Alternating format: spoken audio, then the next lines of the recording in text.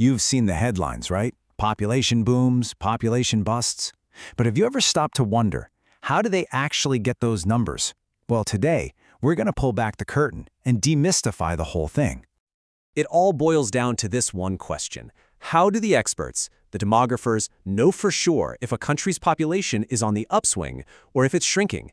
Is it just a big guess, or is there a real system to it?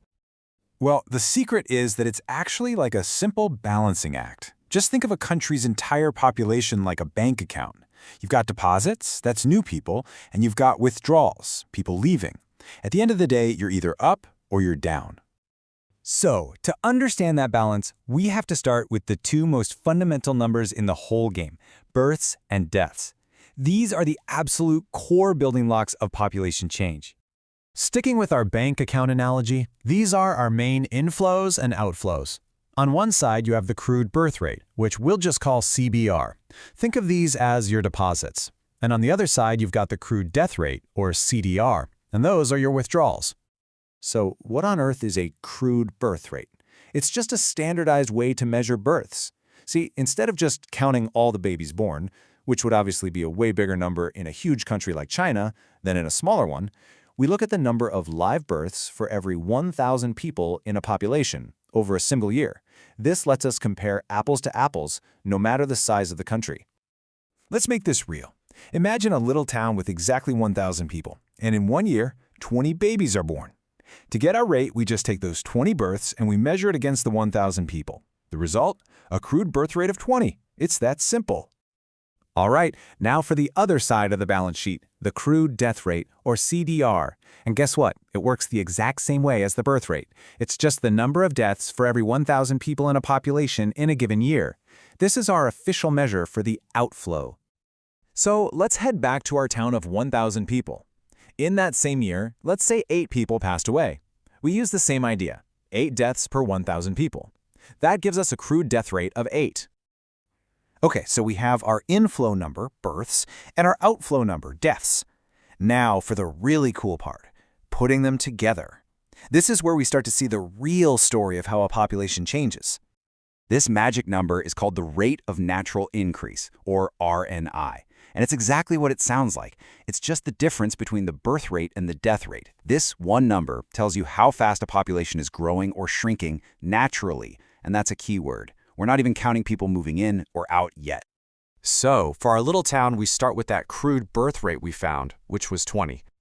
And from that, we just subtract our crude death rate, which was 8. And what does that give us? A rate of natural increase of positive 1.2%. What that means is, without anyone moving in or out, our town's population grew by 1.2% all by itself that year. Now, you might be wondering, hold on, how'd we get from a raw number of 12 to 1.2%? Great question. Here's the formula. You take your birth rate, subtract the death rate, and then you just divide the whole thing by 10. Why? Because the original rates were per 1,000, and dividing by 10 turns it into a percentage, which is per 100. Now, a 1.2% growth rate might not sound like a whole lot, but just like with money in a savings account, that growth compounds over time.